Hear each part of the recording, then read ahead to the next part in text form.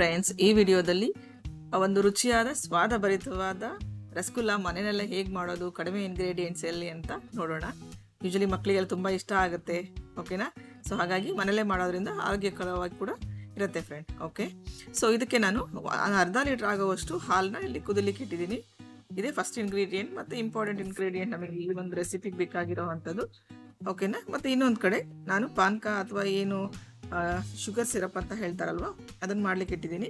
2 ಲೋಟ ನೀರಿಗೆ 2 ಲೋಟ ಶುಗರ್ ಹಾಕ್ತಾ ಇದ್ದೀನಿ. ಓಕೆನಾ? ಸೇಮ್ ಪ್ರಮಾಣದಲ್ಲಿ. ಓಕೆ, ಸರಿ ಪ್ರಮಾಣದಲ್ಲಿ ಹಾಕಿದ್ರೆ ಆಯ್ತು. 2 ಲೋಟ ನೀರಿಗೆ 2 ಲೋಟ ಶುಗರ್ ಹಾಕ್ಬಿಟ್ಟು ಒಂದು ಶುಗರ್ ಸಿರಪ್ನ ಮಾಡೋಣ. ಓಕೆ, ಸೊ ಇದಕ್ಕೆ ಈಗ 2 ಲೋಟ ಶುಗರ್ ಹಾಕ್ತಾ ಇದ್ದೀನಿ ಸ್ನೇಹಿತರೆ. ತುಂಬ ಚೆನ್ನಾಗಿರುತ್ತೆ. ಮನೆಯಲ್ಲೇ ಮಾಡೋದ್ರಿಂದ ತುಂಬ ಆರೋಗ್ಯಕರವಾಗಿ ಕೂಡ ಇರುತ್ತೆ. ಮತ್ತು ಮನೆಯಲ್ಲೇ ಮಾಡೋದ್ರಿಂದ ಮಕ್ಕಳಿಗೂ ಒಂದು ಇಂಟ್ರೆಸ್ಟ್ ಚೆನ್ನಾಗಿ ಅನಿಸುತ್ತೆ. ಯಾಕಂದರೆ ಈಗ ನೋಡಿ, ಈ ಥರ ಸ್ವೀಟ್ ಮಾಡ್ತಾ ಇದ್ದೀನಿ ಅಂದರೆ ಮಕ್ಕಳೆಲ್ಲ ಬಂದುಬಿಟ್ಟಿದ್ರು ಕಿಚನ್ಗೆ. ನನ್ನ ಮಕ್ಕಳೆಲ್ಲ ಬಂದುಬಿಟ್ಟು ಅವರು ಕೂಡ ಹೆಲ್ಪ್ ಮಾಡ್ತೀನಿ ಅಂತ ಹೇಳಿ ನಿಂತಿದ್ರು. ಹಾಗಾಗಿ ಓಕೆನಾ? ಸೊ ಹೀಗೆ ಮನೇಲಿ ಮಾಡೋದ್ರಿಂದ ಇದರಲ್ಲೂ ಚೆನ್ನಾಗಿರುತ್ತೆ. ಸೊ ಇನ್ನೊಂದು ಕಡೆ ಹಾಲೆಲ್ಲ ಕುದ್ದು ಆಗಿದೆ ಫ್ರೆಂಡ್. ಅದಕ್ಕೆ ನಾವು ಒಂದು ಹೋಳಾಗೋಷ್ಟು ನಿಂಬೆ ಹಣ್ಣಿನ ರಸನ ಹಾಕ್ತಾ ಇದ್ದೀನಿ. ಯಾಕಂದರೆ ಈ ಒಂದು ಹಾಲು ಅದು ನಾವು ಒಡ್ಕೋಬೇಕಲ್ವಾ. ಈಗ ನಮ್ಮ ಕಡೆ ನಾವು ಒಡ್ಕೋಬೇಕು ಅಂತ ಹೇಳ್ತೀವಿ, ಬೇರೆ ಇನ್ನೊಂದು ಕಡೆ ಮೇ ಬಿ ಬೇರೆ ಬೇರೆ ರೀಜನ್ಗಳಲ್ಲಿ ಬೇರೆ ಬೇರೆ ಥರ ಸ್ಲ್ಯಾಂಗ್ ಇರಬಹುದು ಅನ್ಸುತ್ತೆ. ಸೊ ಇಲ್ಲಿ ಹಾಲನ್ನು ಹೊಡ್ಕೋಬೇಕಾಗ್ತದೆ ನಾವು. ಕೆಲವೊಬ್ಬರು ವಿನೆಗರ್ ಕೂಡ ಯೂಸ್ ಮಾಡ್ತಾರೆ ಫ್ರೆಂಡ್ ಇದಕ್ಕೆ. ಓಕೆ, ಈ ರೀತಿಯಾಗಿ ಹಾಲು ಹೊಡೆಯೋದಕ್ಕೆ. ಬಟ್ ಜಸ್ಟ್ ನಾನು ಇಲ್ಲಿ ನಿಂಬೆ ಹಣ್ಣಿನ ರಸ ಹಾಕಿದ್ದೀನಿ ನೋಡಿ, ಅಲ್ಲಿ ಬೌಲಲ್ಲಿ ತೋರಿಸ್ತಾ ಇದ್ದೀನಲ್ಲ, ಈ ರೀತಿಯಾಗಿ ಹಾಕಬೇಕು ಇದು. ಓಕೆ, ಸೊ ಈ ರೀತಿಯಾಗಿ ಆಗೋವರೆಗೂ ಸ್ವಲ್ಪ ನಾವು ನಿಧಾನಕ್ಕೆ ಕೈ ಆಡಿಸ್ತಾ ಇದ್ದರೆ ಈ ರೀತಿಯಾಗಿ ಚೆನ್ನಾಗಿ ಹಾಲು ಹೊಡ್ಕೊಳ್ಳುತ್ತೆ ಫ್ರೆಂಡ್. ಓಕೆ, ಸೊ ಈಗ ಇದನ್ನು ಒಂದು ಬಿಳಿ ಬಟ್ಟೆನಲ್ಲಿ ಅದನ್ನು ಸೋಸ್ಕೋಬೇಕು. ಇನ್ನೊಂದು ಕಡೆ ಶುಗರ್ ಸಿರಪಿನೂ ಹಾಕ್ತಾ ಇದೆ. ಶುಗರ್ ಎಲ್ಲ ಸ್ವಲ್ಪ ಮೆಲ್ಟ್ ಆಗಬೇಕಲ್ವಾ. ಸೊ ಅದು ಹಾಕ್ತಾ ಇರಲಿ. ನೆಕ್ಸ್ಟ್ ನಾವು ಇಲ್ಲೇನು ಹಾಲೆಲ್ಲ ಹೊಡ್ಕೊಂಡಿರ್ತೀವಲ್ಲ ಅದನ್ನು ನಾವು ಸ್ಟ್ರೈನ್ ಮಾಡ್ಕೊಳ್ಳೋಣ. ಓಕೆನಾ? ಅದನ್ನು ಒಂದು ಸೋಸ್ಕೊಂಡು ಹಾಲು ಬೇರೆ ಮತ್ತು ಹಾಲಿನ ಒಂದು ಗಟ್ಟಿ ಪದಾರ್ಥ ಬೇರೆ, ನೀರು ಬೇರೆ ಮಾಡಬೇಕಲ್ವ. ಹಾಗಾಗಿ ಒಂದು ಬಿಳಿ ಬಟ್ಟೆನಲ್ಲಿ ಇದನ್ನೆಲ್ಲ ನಾನು ಸೋಸ್ಕೋತಾ ಇದ್ದೀನಿ. ಸ್ವಲ್ಪ ಟೈಮ್ ತೊಗೊಳತ್ತೆ, ಅಂದರೆ ತುಂಬ ಟೈಮ್ ಬೇಡ. ಒಂದು 15 ಮಿನಿಟ್ಸ್ ಆದರೆ ನಾವು ಈ ರೆಸಿಪಿನ ಮನೆಯಲ್ಲೇ ಆರಾಮಾಗಿ ಮಾಡ್ಕೋಬಹುದು. ನೋಡಿ, ಈಗ ಈ ನೀರೆಲ್ಲ ಕೆಳಗಡೆ ಬಗ್ಸಿದೆ ಅಲ್ವಾ. ಸೊ ಈಗ ಸ್ವಲ್ಪ ಅದನ್ನು ಹಿಂಡ್ಕೊಳ್ಳೋಣ ಈ ಥರ. ಯಾಕಂದರೆ ಸ್ವಲ್ಪ ನೀರಿದ್ದರೆ ಅಷ್ಟು ಚೆನ್ನಾಗಿ ಉಂಡೆಗಳು ಬರೋದಿಲ್ಲ. ಹಾಗಾಗಿ ಚೆನ್ನಾಗಿ ನಾವು ಈ ಥರ ಕೈಯಲ್ಲಿ ಅದನ್ನು ಹಿಂಡ್ಕೊಳ್ಳೋದ್ರಿಂದ ಸೊ ವಾಟರ್ ಕಂಪ್ಲೀಟ್ ಸ್ಟ್ರೈನ್ ಆಗಬೇಕಾದ್ರಿಂದ. ಸೊ ಹಂಗಾದರೆ ಅದು ಸ್ವಲ್ಪ ಡ್ರೈ ಆಗಿರೋ ಥರನೇ ಇರಬೇಕು. ಹಾಗಾಗಿ ಸ್ವಲ್ಪ ಈ ಗಟ್ಟಿಯಾಗಿ ಜಾಸ್ತಿ ನಾವು ಹಿಂಡ್ಕೋಬೇಕಾಗ್ತದೆ.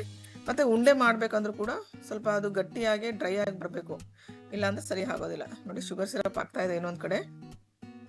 ನೀವು ಶುಗರ್ ಮಿಟ್ ಆಗಬೇಕು.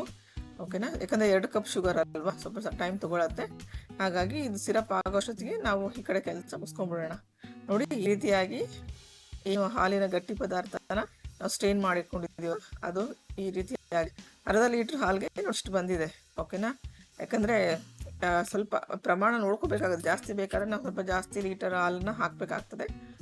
ಓಕೆ, ಸೊ ಇದನ್ನೆಲ್ಲ ನೀಟಾಗಿ ನಾವು ಈಗ ಮಾಡ್ಕೊಂಡಿದ್ದೀವಿ ಈ ಹಾಲಿನ ಪದಾರ್ಥನ. ಅದಕ್ಕೆ ಒಂದು ಅರ್ಧದಿಂದ 3/4 ಸ್ಪೂನ್ ಆಗೋವಷ್ಟು ಅಥವಾ 1 ಸ್ಪೂನ ತೊಗೊಳ್ಳಿ, ನೀವು ತೊಂದರೆ ಇಲ್ಲ. ಕಾರ್ನ್ಫ್ಲೋರ್ನ ಹಾಕ್ತಾ ಇದ್ದೀನಿ. ತುಂಬ ಕಾರ್ನ್ಫ್ಲೋರ್ ಹಾಕೋದು ಬೇಡ. ತುಂಬ ಕಾರ್ನ್ಫ್ಲೋರ್ ಹಾಕಿದ್ರೆ ತುಂಬ ಗಟ್ಟಿ ಆಗಿಬಿಡುತ್ತೆ ಮತ್ತು ಸ್ಪಾಂಜಿನೆಸ್ ಕೂಡ ಬರೋದಿಲ್ಲ. ಓಕೆನಾ? ಸೊ ಆದಷ್ಟು ಕಾರ್ನ್ಫ್ಲೋರ್ ನೀವು ಕಡಿಮೆನೇ ಹಾಕ್ಕೊಳ್ಳಿ. ಓಕೆನಾ? ನೀವು ಎಷ್ಟು ಹಾಲು ತೊಗೋತೀರಾ ಅಥವಾ ಎಷ್ಟು ಅದು ಹಾಲಿನ ಪದಾರ್ಥ ಬಂದಿರುತ್ತೋ ಅದನ್ನು ನೋಡ್ಕೊಂಡು ನೀವು ಕಾರ್ನ್ಫ್ಲೋರ್ ಹಾಕ್ಕೊಳ್ಳಿ. ಸೊ ನೋಡಿ, ಇನ್ನೊಂದು ಕಡೆ ಸಿರಪ್ ರೆಡಿ ಆಗಿದೆ. ತುಂಬ ಗಟ್ಟಿ ಎಳೆ ಬರೋ ಅವಶ್ಯಕತೆ ಏನಿಲ್ಲ. ಓಕೆ, ಸ್ಟಾರ್ಟಿಂಗ್ ಎಳೆನಲ್ಲೇ ಅದನ್ನು ಇದು ಮಾಡ್ಕೋಬೋದು ನಾವು. ನೋಡಿ, ಈ ರೀತಿಯಾಗಿ ಕಾರ್ನ್ಫ್ಲೋರ್ ಹಾಕೊಂಡ್ಮೇಲೆ ಚೆನ್ನಾಗಿ ನಾದ್ಕೋಬೇಕು. ಓಕೆನಾ? ಯಾಕಂದರೆ ಚೆನ್ನಾಗಿ ನಾದಿಲ್ಲ ಅಂತ ಹೇಳಿದ್ರೆ ನಾವು ಏನು ಉಂಡೆಗಳನ್ನು ಮಾಡ್ಕೋತೀವಲ್ಲ ಅದು ಸ್ಪಾಂಜಿ ಆಗೋದಿಲ್ಲ ನಾವು ಸಿರಪಲ್ಲಿ ಹಾಕಿದಾಗ. ಯಾಕಂದರೆ ಒಂದಕ್ಕೊಂದು ಬೆರಿಬೇಕಲ್ವ. ಈ ಕಾರ್ನ್ಫ್ಲೋರ್ ಹಾಕಿದ್ದೀವಿ ಮತ್ತು ನಮ್ಮ ಹಾಲಿನ ಒಂದು ಗಟ್ಟಿ ಪದಾರ್ಥ ಎರಡೂ ಒಟ್ಟಿಗೆ ಸೇರಿಸ್ಕೊಂಡಿದ್ದೀವಲ್ಲ, ಅದೆರಡು ಚೆನ್ನಾಗಿ ಬೆರಿಬೇಕು. ಓಕೆನಾ? ಬೆಂದಮೇಲೆ ಚೆನ್ನಾಗಿ ನಮಗೆ ಸ್ಪಾಂಜಿಯಾಗಿ ಬರೋದ್ರಿಂದ ಉಂಡೆಗಳು ಚೆನ್ನಾಗಿ ಕೈಯಲ್ಲಿ ನಾದೋಣ. ಇದನ್ನು ಫಸ್ಟು ನಾದ್ಬಿಟ್ಟು ನೋಡಿ, ಈ ರೀತಿಯಾಗಿ ನಮಗೆ ಬೇಕಾಗಿರೋ ಸೈಜಲ್ಲಿ ಅಥವಾ ನಮಗೆ ಬೇಕಾಗಿರೋ ಶೇಪಲ್ಲಿ ಕೂಡ ಇದನ್ನು ಮಾಡ್ಕೋಬಹುದು ಫ್ರೆಂಡ್. ಈಗ ನನಗೆ ರೌಂಡ್ ಆಗಬೇಕಾಗಿತ್ತು, ಹಾಗಾಗಿ ಈ ರೀತಿಯಾಗಿ ಗುಳಿಗೆಗಳ ಥರ ಮಾಡ್ಕೋತಾ ಇದ್ದೀನಿ. ಇಲ್ಲ ಅಂದರೆ ನಮಗೆ ಅಗಲ ಬೇಕು, ಸ್ವಲ್ಪ ಚಪ್ಪಟೆ ಬೇಕು ಅಂದರೆ ಅದನ್ನು ಕೂಡ ಮಾಡ್ಕೋಬಹುದು. ಓಕೆ, ನಮ್ಗೆ ಬೇಕಾಗಿರೋ ಒಂದು ಶೇಪಲ್ಲಿ ಮಾಡಬಹುದು. ಸೊ ಈ ರೀತಿಯಾಗಿ ಎಲ್ಲ ಮಾಡೋಣ. ನೋಡಿ, ಮಕ್ಕಳು ಕೂಡ ಮಾಡ್ತಾ ಇದ್ದಾರೆ. ಯಾಕಂದರೆ ಅದೇ ಮನೇಲಿ ಏನಾದರೂ ಸ್ಪೆಷಲಾಗಿ ಅವ್ರಿಗೆ ಇಷ್ಟವಾಗಿರೋ ಅಂಥದ್ದು ಮಾಡಿದ್ರೆ ಅವರು ಕೂಡ ಈ ಥರ ಹೆಲ್ಪ್ ಮಾಡಲಿಕ್ಕೆ ಇನ್ವಾಲ್ವ್ ಆಗ್ತಾರೆ ಯೂಶಲಿ. ಓಕೆನಾ. ಸೊ ನೋಡಿ ಈಗ ಎಲ್ಲ ಕಂಪ್ಲೀಟ್ ಆಯಿತು. ಅರ್ಧ ಲೀಟ್ರ್ ಹಾಲಿಗೆ ಇಷ್ಟು ಉಂಡೆಗಳಾಗಿದೆ ಫ್ರೆಂಡ್. ಓಕೆ, ಒಂದು 15 ಇರಬಹುದು ಅನಿಸುತ್ತೆ. ಇಷ್ಟು ಉಂಡೆಗಳಾಗಿದೆ. ಈಗ ನಮ್ಮ ಸಿರಪ್ ಕೂಡ ಆಗಿದೆ ನೋಡಿ. ಈ ಒಂದು ಸಿರಪ್ನ ನಾನು 2ರಲ್ಲಿ ಅದನ್ನು ಡಿವೈಡ್ ಮಾಡ್ಕೋತಾ ಇದ್ದೀನಿ. ಓಕೆನಾ. ಸೊ ಒಂದು ಸಿರಪ್ನ ತಣ್ಣಗೆ ಆಗಲಿಕ್ಕೆ ಬಿಡ್ತಾ ಇದ್ದೀನಿ, ಇನ್ನೊಂದು ಸಿರಪ್ನ ಇನ್ನೂ ಒಲೆನಲ್ಲೇ ಇಡ್ತಾ ಇದ್ದೀನಿ, ಸ್ಟವ್ ಮೇಲೆ ಇಟ್ಟಿದ್ದೀನಿ ಫ್ರೆಂಡ್. ಓಕೆನಾ.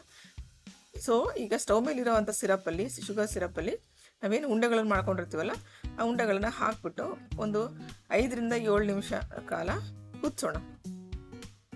ತುಂಬ ಹೈ ಫ್ಲೇಮ್ ಬೇಡ ಫ್ರೆಂಡ್. ಓಕೆನಾ.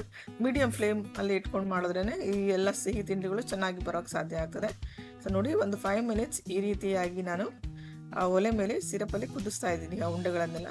ಇವಾಗಲೇ ಕರೆಕ್ಟಾಗಿರೋ ಟೈಮ್ ಅದು ಸ್ಪಾಂಜ್ ಆಗಲಿಕ್ಕೆ. ಓಕೆನಾ. ಈ ಟೈಮ್ನ ನಾವು ನೀಟಾಗಿ ಮೇಂಟೈನ್ ಮಾಡ್ಕೋಬೇಕು, ಇಲ್ಲಾಂದರೆ ಸ್ಪಾಂಜಿನೆಸ್ ಹೋಗ್ಬಿಡುತ್ತೆ. ತುಂಬ ಹೊತ್ತು ಈ ಥರ ಮಾಡೋದ್ರಿಂದ ಕೂಡ ಸ್ಪಾಂಜಿನೆಸ್ ಹೊರಟೋಗುತ್ತೆ, ಕಡಿಮೆ ಮಾಡಿದ್ರು ಕೂಡ ಹೊರಟೋಗುತ್ತೆ. ಹಾಗಾಗಿ ಸರಿಯಾಗಿ ಒಂದು 5 ಮಿನಿಟ್ಸ್ ಮಾಡಿದ್ರೆ ಮಾತ್ರ ನಮಗೆ ಸ್ಪಾಂಜಿನೆಸ್ ಉಳ್ಕೊಳ್ಳುತ್ತೆ ಫ್ರೆಂಡ್. ಓಕೆನಾ. ಸೊ ಈ ಕಡೆ ಇನ್ನೂ ಸಿರಪ್ ಸ್ವಲ್ಪ ತಣ್ಣಗೆ ಹಾಕಬೇಕು. ಓಕೆನಾ. ಸ್ವಲ್ಪ ತಣ್ಣಗೆ ಹಾಕೋವ್ರಿಗೆ ವೆಯ್ಟ್ ಮಾಡಿ ನಾವೇನು ಅದರಲ್ಲಿ ಉಂಡೆಗಳಿರುತ್ತಲ್ಲ ಇನ್ನೊಂದರಲ್ಲಿ ಅದನ್ನು ಅದಕ್ಕೆ ಬಗ್ಗಿಸ್ಕೊತಾ ಇದ್ದೀನಿ ಫ್ರೆಂಡ್. ನೋಡಿ ಈ ರೀತಿಯಾಗಿ.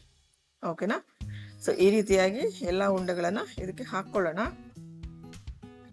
ಒಳ್ಳೆ ಸಿಹಿ ತಿಂಡಿ ಮನೆಯಲ್ಲಿ.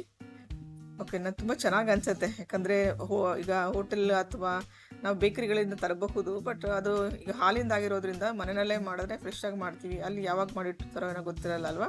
ಸೊ ಹೈಜಿನ್ ಆಗಿ ಇರಬೇಕು ಅಂದರೆ ನಾವು ಆದಷ್ಟು ಮನೆಯಲ್ಲೇ ಮಾಡಬೇಕು. ಸೊ ಫ್ರೆಂಡ್ ನೋಡಿ, ಈ ರೀತಿಯಾಗಿ ನಮ್ಮ ಒಂದು ರಸಗುಲ್ಲ ರೆಡಿ ಆಗಿದೆ. ಬಟ್ ಇದು ತಿನ್ಲಿಕ್ಕೆ ಒಂದು 5 ಮಿನಿಟ್ಸ್ ಟು 10 ಮಿನಿಟ್ಸ್ ಬಿಡಬೇಕಾಗ್ತದೆ ಹಾಗೆ. ಓಕೆನಾ.